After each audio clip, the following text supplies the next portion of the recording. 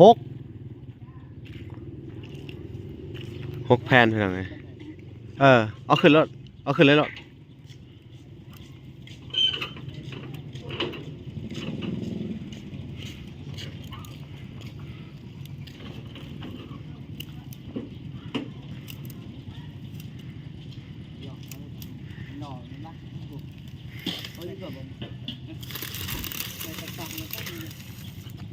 นี่เนาะพี่น้องเนาะก็คือเวลาก็จะได้เอาเงินของแม่ดอกแก้วพี่น้องชื่อทางผ้าแถบเนาะให้แล้วก็ในส่วนที่เหลือแล้วก็เวลาก็สิได้พาเพิ่นมาซื้อข้าวของพี่น้องเพิ่มเติมอีกก็เป็นผ้าห่มนั่นแหละพี่น้องที่เพิ่นบ่ทันมีเนาะผ้าห่มหมอนก็บ่ทันได้ครบกันทั้งว่าแสนก็ซื้อมาอยู่3หน่วยสิซื้อเพิ่มอีกเพราะว่าลูกเพิ่น4คนพี่น้องเนาะแล้วก็สิได้ซื้อเพิ่มอีก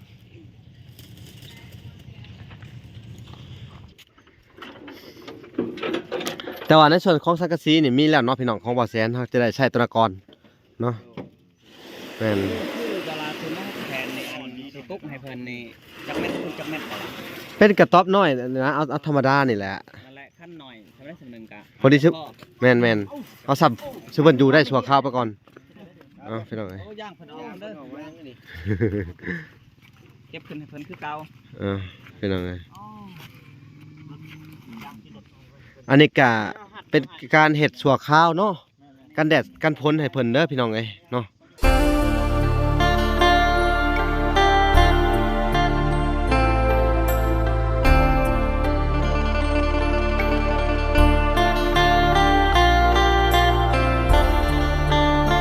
โอเคเนาะทุกคนกราบสบายดีพ่อแม่พี่น้องเบิดสู่คู่สู่คนเนาะ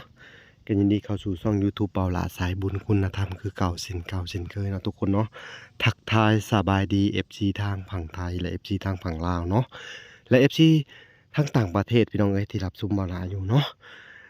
สบายดีพ่อแม่เนาะทางเมืองนอกเมืองนาพี่น้องเนาะมื้อนี้กะเป็นมื้อสันบันดีพี่น้องกะได้ทางบ่อแก้วเพิ่นกะสิได้ออกมามื้อนี้ล่ะพี่น้องทางทีมงานกะสิได้ต้อนรับเพิ่นเนาะออกมาอยู่ในแผ่นเนื้อที่ใหม่พี่น้องคือว่าดินใหม่บอนที่ทางทีมงานสิได้ซื้อให้เพิ่นพี่น้องเนาะก็ถือว่าเป็นมื้อแฮมออกใหม่1ค่ำพี่น้องเนาะเดือน6พี่น้องเดือน6ลาวพี่น้องเนาะก็สิได้เพิ่นก็สิได้ออกมาอยู่นี่แหละพี่น้องมื้อนี้ก็เป็นสิเป็นการซื้อดินเนาะมีแต่ข่าวดีเนาะพี่น้องมื้อนี้แล้วก็สิได้ถมที่ถมทางให้เพิ่นทางรถถมที่ถมทางเพิ่นก็มาเบิ่งสถานที่พี่น้องถมที่ถมทางเนาะทางเวลาก็สิได้เบิ่งสถานการณ์ในเกาะติดสถานการณ์ในที่นี่นะพี่น้องเนาะก็มาเบิ่งมาลุ้นเอากันเนาะแต่ตอนนี้เฮาก็สิได้ไปรับทางไอ้แก้วเพิ่นเนาะพี่น้องเพิ่นก็สิได้เดินทางมาใกล้สิฮอดแล้วแหละพี่น้องโอเคเนาะไปพ้อกันเลยพี่น้องไปกราบสบายดีพี่น้อง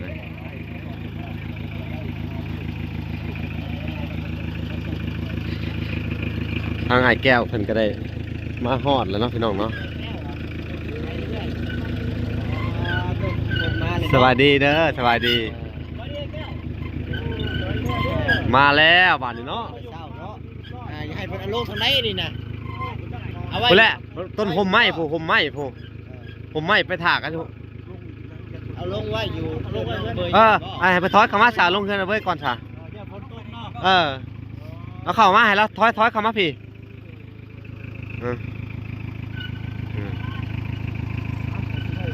ลอยหลังมาแล้วพี่น้อง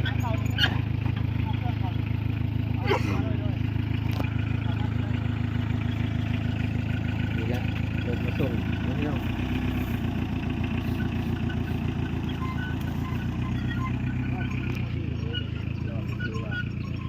ว่าจะให้อายนั่นมาส่งเราบ่ไปเนาะเราคาเวียกไปนามีที่คนเอาไปนาเลยบัดนี้จะจ้างมาเท่าไรรถนี่มันตกทางใส่น้ำมันมันตก200,000นั่นแหละเนอะส่งก็ถือว่าบ่แพงปานใดเนาะบ่แพงหน่อยเนาะตัวโอ้เอายากอะไรได้ก็บ่มีคนไปเนาะรถไทยก็บ่มีล่ะ เลยบ่ว่าง แพงในช่วงบ่แพงนะแต่ว่าบ่คิด แต่ว่ามันไม้ได้ไม้ไผบ้านเด้ บ่มีเขา เขาบ่ขายให้เลยบ่ บ่มีมึงไปซื้อบัดนี้พวกนี้ก็พาวอีก บ่ได้จังเขาไปซื้อใหม่เนาะ เขาก็อาศัยรถเพิ่นนะเจ้าของบ่มีรถเนาะ แม่นอยู่เอาพี่น้องเพิ่นสิถอยหลังเข้าไปพุ่นเด้อนี่มา บ้านอันสีกระต๊อบแม่นบ่ เฮ็ดอันซับภาคเด้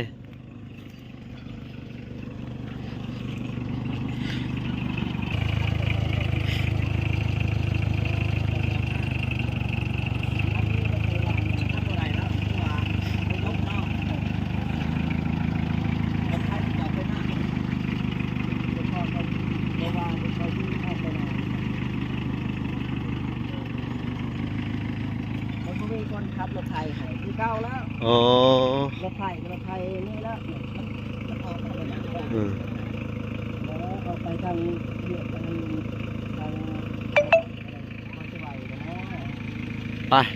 ก็เอาของลง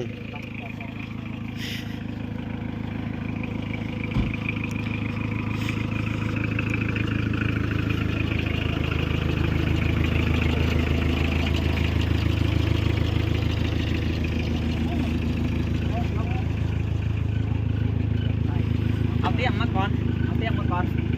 ต้องไว้เตียงก่อนก็ได้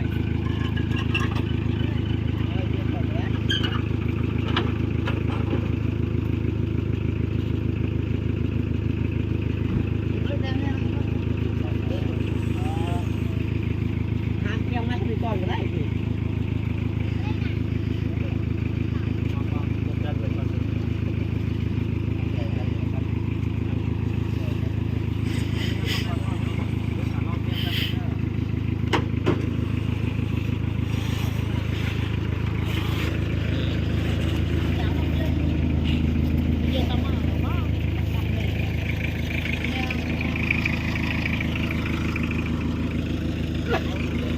เสียเตียงเนาะ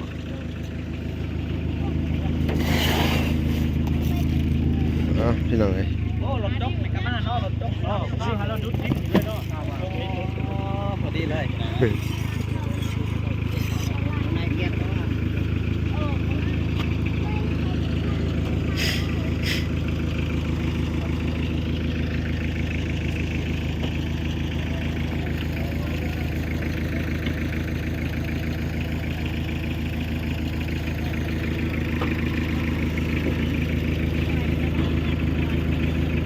ข้าวสารกับท่านเบิร์ดอยู่เนาะพี่น้องเนาะ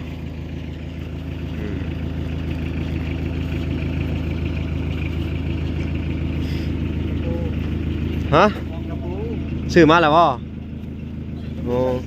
ตะปูสังกะสีพี่น้องเอ้ย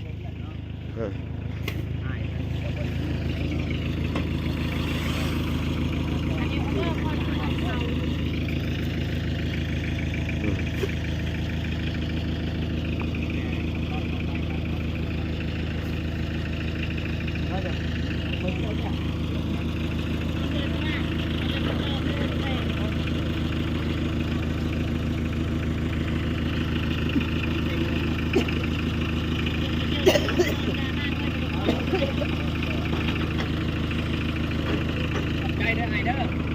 ใจละลาย ระวังน้ำยานะระวังจักรลา ลองเอาเลยเนาะระวังบอกให้เก็บเนาะ อ้าวโชคดีใจละลายเด้อ โชคดีเด้อผมว่าขอบใจหลาย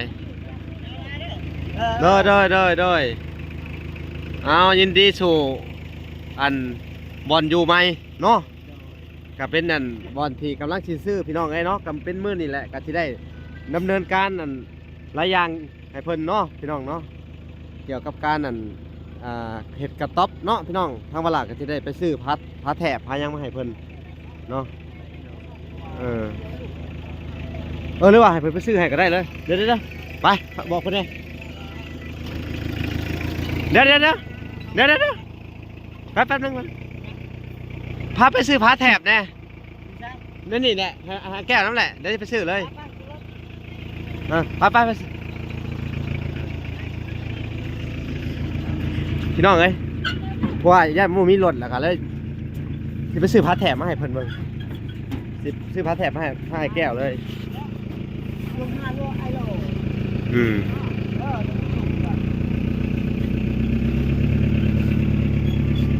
ไปเลย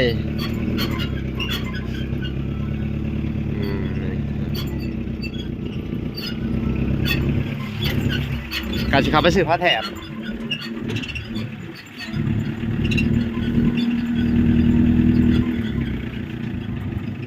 เดี๋ยวเพิ่นไปยันเอาได้เงินมันนี่ก็ให้เพิ่นอาศัยอยู่กับเขาได้กิน แม่นแหละค่าน้ำมันเพิ่นเด้ 200,000 โดยเอาดีเอาเวลาผมบ่มีพริกเกลือผมไปขอน้ำเขานะ โอ้นั่นแหละก็ต้องเป็นต้องให้เพิ่นแหละ โดย แม่น เ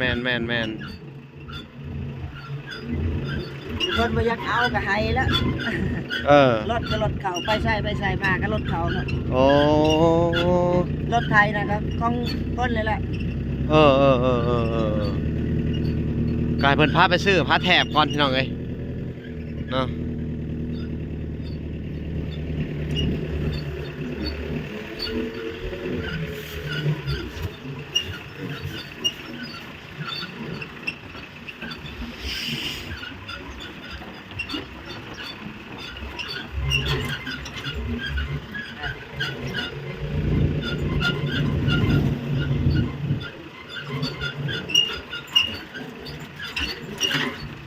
ให้ได้ซื้อผ้าแถบมา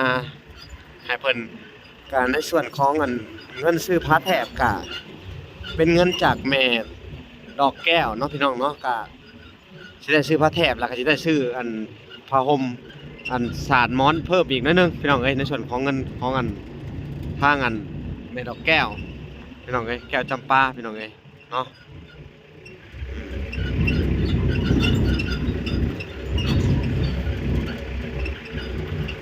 ออกมาแต่เช้าเลยเนาะโอ้ ถ้าไปซอยก็เขาจะเอาเขาอยู่นะ เพิ่นไปหน้าเนาะ เขาเอาไปนาวันนี้แหละ โอ้ ถ้าเป็นมื้ออื่นก็บ่มีรถนะ โดยเพราะว่าเพิ่นลงไห้ลงหน้าบ่ยามนี่ โดย อ๋อ ก็บ่มีไผอยู่ละเด้อบาด เออ เดือดน้อย โดย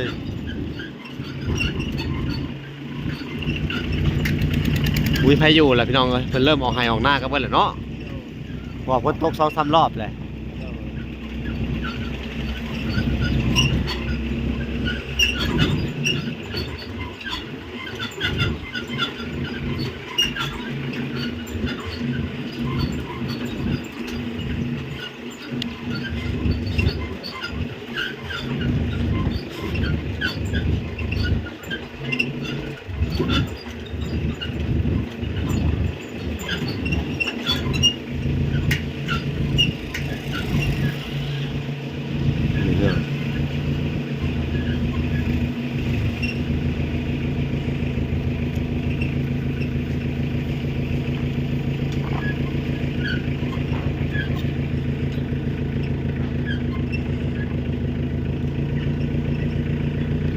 พี่น้องเอ้ยเดี๋ยวเราจะได้ไปบอกเพิ่น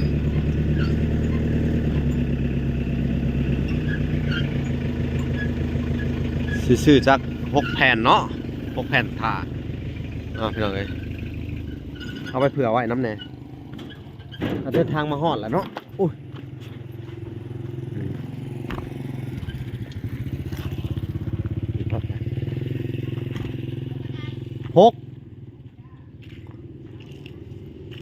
6 แผ่นพี่น้องเอ้ย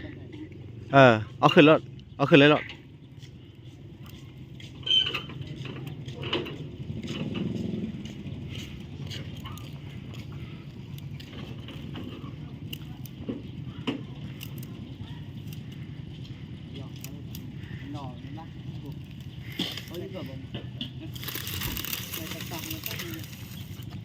นี่เนาะพี่น้องเนาะก็คือเวลาก็จะได้เอาเงินของแม่ดอกแก้วพี่น้องเอ้ยชื่อทางผ้าแถบเนาะให้แล้วก็ในส่วนที่เหลือแล้วก็เวลาก็สิได้พาเพิ่นมาซื้อข้าวของพี่น้องเอ้ยเพิ่มเติมอีกก็เป็นผ้าห่มนั่นแหละพี่น้องที่เพิ่นบ่ทันมีเนาะผ้าห่มหมอนก็บ่ทันได้ครบกันทั้งว่าเซตก็ซื้อมาอยู่3 หน่วยสิซื้อเพิ่มอีกเพราะว่าลูกเพิ่น4 คนพี่น้องเอ้ยเนาะแล้วก็สิได้ซื้อเพิ่มอีก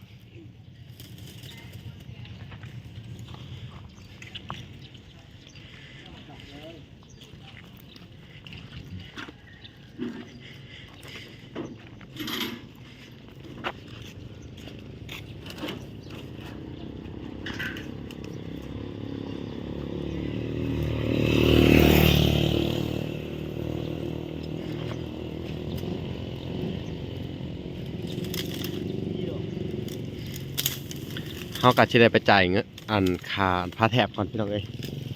เนาะ6 แผ่น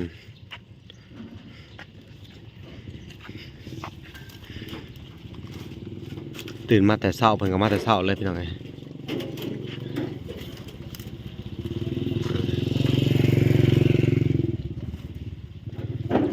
โอเคเดี๋ยวเวลาจะไปจ่ายเงินก่อนพี่น้อง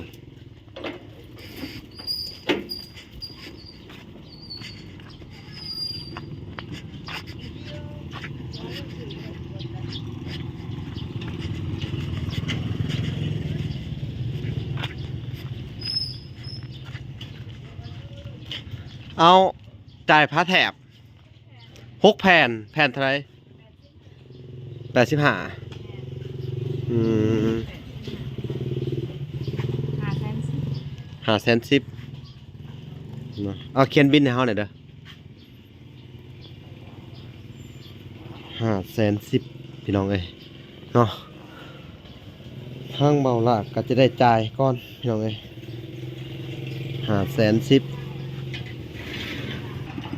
พี่น้องเอ้ยทั้งเบิดก็เป็นเงิน510,000ในการซื้อผ้าแถบเนาะโดยเอาในส่วนเงินจำนวนที่เหลือเวลาก็จะได้ซื้อทางอันผ้าห่มแล้วก็ไอเครื่องที่เพิ่นยังบ่พอพี่น้องเอ้ยเนาะเครื่องใช้ของในครัวเรือนเพิ่นที่ตัวที่ยังบ่พอนะพี่น้องเนาะกับผู้นี้เวลาที่สรุปอันเวลาไอฮอดผู้แล้วพี่น้องเอ้ยจะสรุปรายจ่ายมื้อนั้นก็จกเงินเพิ่นออกมา300,000เงินทั้งหมด2,100,000พี่น้องเอ้ยเนาะกับผู้นี้จะได้อันสรุปอันค่าใช้จ่ายเนาะพี่น้องเนาะของจำนวนเงินของแม่ดอกแก้วพี่น้องเอ้ยอันนี้ก็510,000พี่น้องเอ้ยโอเคไปพอกันอยู่บ้านเลยพี่น้องเอ้ยไปเลย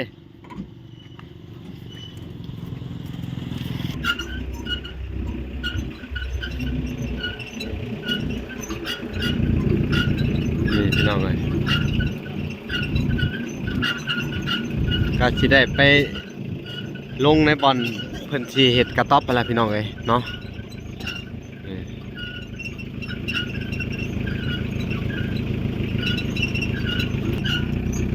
ถึงแล้วพี่น้องเอ้ยบาทนี่เนาะก็จะได้เอาของลงก่อนนี่ก็เป็นผ้าแถบเนาะพี่น้องเนาะโอเคถอยมา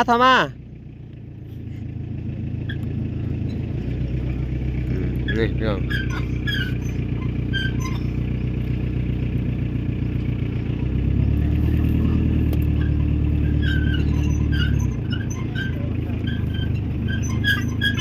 ทางทีมงานเขาก็มาครบเลยพี่น้องเลย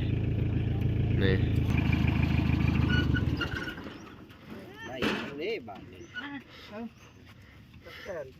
จักแผ่นเนาะล่ะเอา6 แผ่น แผ่น พ่ออยู่บ่เอารองเท้าแม่มาดูลูกมาพ่อเนาะพ่อบ่6 แผ่นซะบ่ ข้าวพ่อกัดสักแผ่นจะได้กัดจังหวะกันมาอีกจังหวะกันอีกคนนึงเนาะแต่ว่าในส่วนของสังกะสีนี่มีแล้วเนาะพี่น้องของบ่อแสนเขาจะได้ใช้ตัวกรเนาะเป็นคือเวลาคุณเอาแผ่นในอันนี้ตุ๊กให้เพิ่นนี่จักเม็ด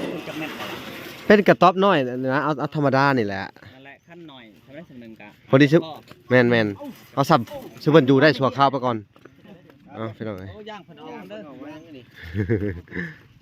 เก็บขึ้นให้เพิ่นคือเก่าพี่น้องเอ้ย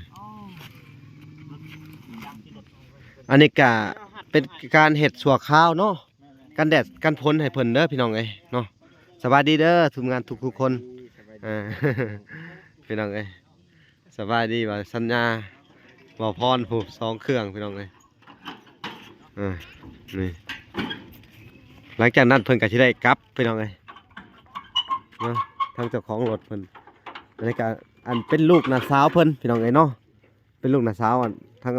อันไอ้แก้วเพิ่นเนาะให้เลยเราเอาไปแน่แทนแล้วก็ เอาเดินทางปลอดภัยเด้อไปเด้อโชคดีขอบใจหลายๆพากัน1ข้าว1หยังล่ะบ่ 1แล้วแหละเนาะเอาก็พากันลูกก็ไปกินข้าวกินน้ำเด้อนี่นั่นไง ระเบิดทองยางเจาะ เพิ่นก็แบ่งของกินให้กันนี่นั่นไง อีดาล่ะอย่าเด้อดอยนะกายอีดอยเวียนกันเลยจ้าทั้งหลอดนี้ เอานี่นั่น ลงไปจ้าลงจากขนมยืนแล้วดอยสิต้องเอาศาสตร์มาให้น้องๆเพิ่นอยู่ห่ม แม่นอยู่ห่มไว้ถ่าก่อนบ่ซั่นนะ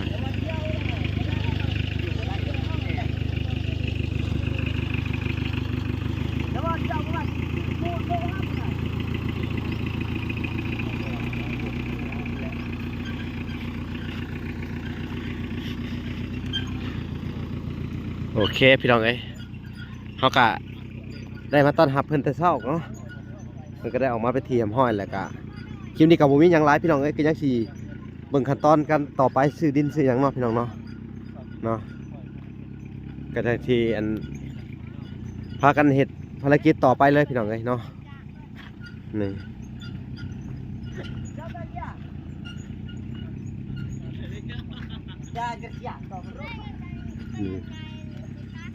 งเอ้ย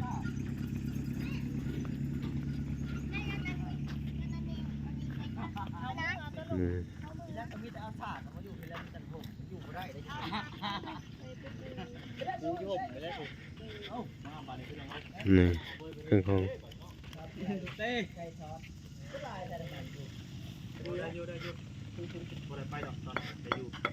กินข้าวป้าให้ลูกกินข้าวป้าก ำลังอันเฮ็ด เสียดหยังนะฮะ กิน เอาเว้ยทอดไข่สบายดีก่อนเอาสบายดีพี่น้องเอ้ย ทางอันไอ้แก้วเพิ่นมาเนาะ สิว่าทอดไข่ให้กันกินละบาดเนาะต้อนรับ ระวังได้มันเต้นได้ปลา เดี๋ยวมันถึงหน้ามันเต้นนะสิกระเด็นไหนต้อนไข่ เป็นบ้านใหม่ พยายามไม่ได้ใส่ไข่เขาล้นแล้ว โอ้เราเขาล้นน้ำมันให้มันหัว เอาอันน่ะหัวเทียมมาลงก่อนเอาหัวเทียมมาลงก่อนเบ้ย โอ้คือเอาบวกน้อยแล้วนะตักก่อนบวก โอ้กระเจียวกระเทียมก่อนเลย ตัวนี้เห็ดจั่ว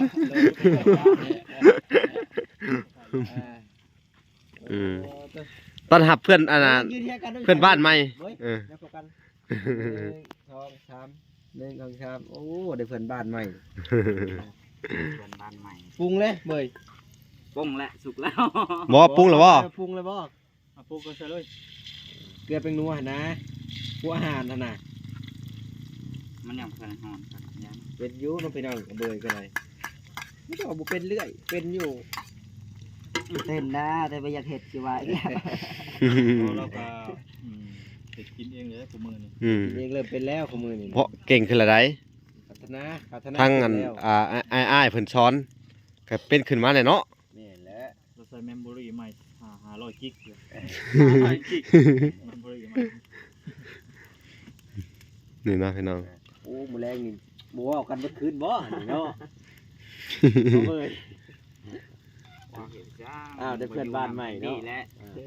มาอยู่กันบริยานทีและบาทนี่ ที่ได้16บ่ได้เว้ากันดับ เว้ากันดัง ก็ทั้งเพื่อนบ้านเวลาทีมงานทำออกมาน้องก็บ่อยกับไว้เงา เว้ากันสอดแจ้งเลยบาดนี้เนาะเพิ่นใหม่เลยพี่ปุ๊บแล้วบาดนี้พี่มาขอห้องอยากนอนแล้ว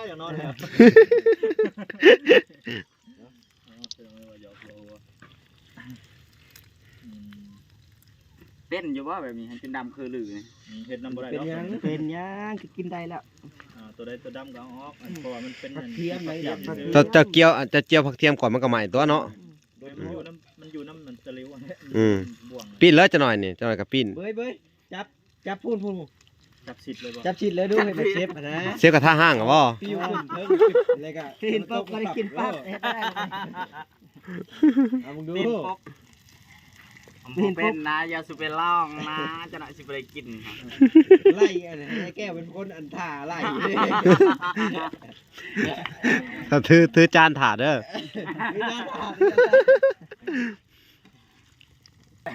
อย่าไปลองนะให้เดี๋ยวก็ไม่ได้กินนะ ปีนได้บัดนี้ มันยังปีนบ่ได้ มันยังบ่ มันยังบ่แข็งนะ ยามันเนาะมันสิเป็นก่อนก็เป็นยาครับ นี่พี่น้องเอ้ยก็ปีนไปเที่ยวโหบัดนี้งามเนาะเพิ่นทอดบัดนี้เนาะ เป็นคือการ เป็นคือกันพี่น้องเอ้ยบัดนี้เป็น ทากระแป้งลายงาม อืม ขาว วาดแล้ว เอาพี่น้องเอ้ยเนาะกัน เอาเลยแบบติดใส่ถ้วย อันให้เพื่อนบ้านใหม่ซิมดูเป็นอะไร เอามึงดู ซิมดู เอามึงดูเอามึงดูแก้ว รสชาติเป็นอะไร น้ำปลาแบบเนี้ย สิเค็มลุพอดี เออ ลองเบิ่ง ฮ้อนปากอ่ะ สมผัดหวานสมผัด จางมันว่ะ พอดีโอ้คักอยู่ เยี่ยม เอา โจ้ยเลย เอาพอดี คักเลย ใช้ได้ ทอดเป็นแล้วเนาะ เป็นแล้วเก่งขึ้นแล้ว พอแล้วอย่าให้ไหม้พอแล้ว เต้กรอบน้องนมในเรา ใส่จะทอดเป็นกลางไว้กินกับแก้วได้จานละ อันนี้ ก็น้อยๆแทนไปเลย สิเลยบ่ สิเลยแหละจานน้อย เออ เอาก็แบ่งไปก่อนเลย บอกแบบนี้ อืม ยักแบก โอ้หูจักแบ่งเพื่อนบ้านอีกเนาะโอ้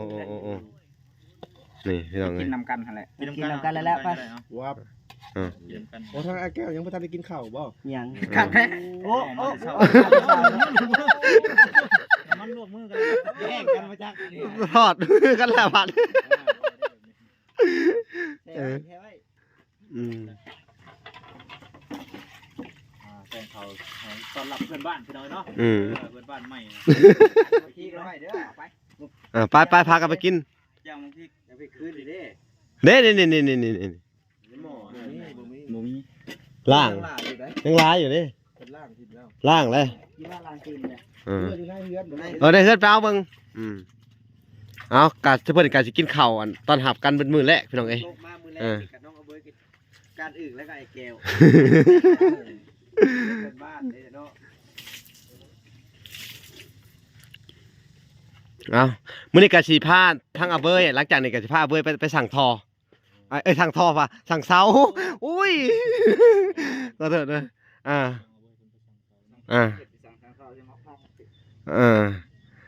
ไปสั่งเสาเฮือนพี่น้องเอ้ย บ่มีก็กินตาม บ่มีกับ บ่มีก็กินตามนั้น พากันไปกินข้าวไปเอาบานนี่พี่น้องเอ้ย ผมไปแล้วบ่มีบ่อยู่พี่น้อง ไปเบิ่งช่วยกินข้าวพี่น้องเอ้ยสามัคคีกันตอนหับมื้อแรก มากินน้ำกัน กินน้ำกันแล้ว เฮ้ยกินมึงแตกมึงแก่เท่านี้ก็ได้ อย่าไปแตะมันให้ เขากำลังจะกินข้าวแล้ว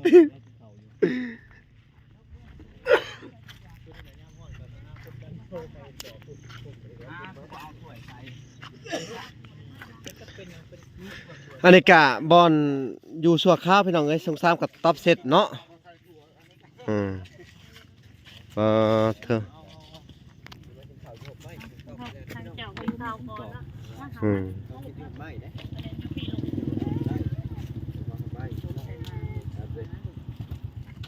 ผมอยู่ในดอก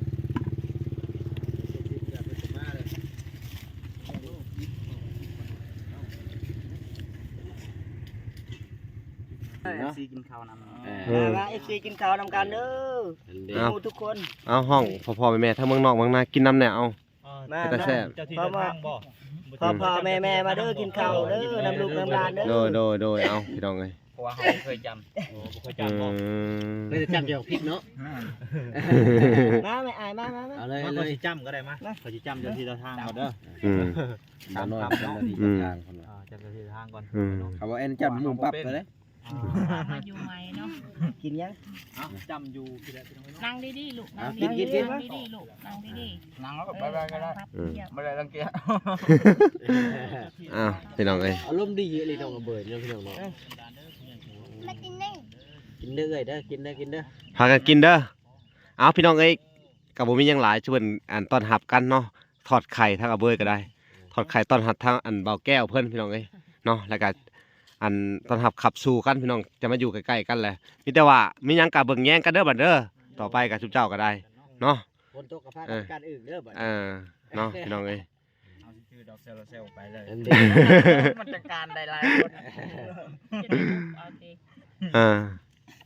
เอาคลิปนี้ก็บ่มีหยังหลายพี่น้องเอ้ย กินข้าว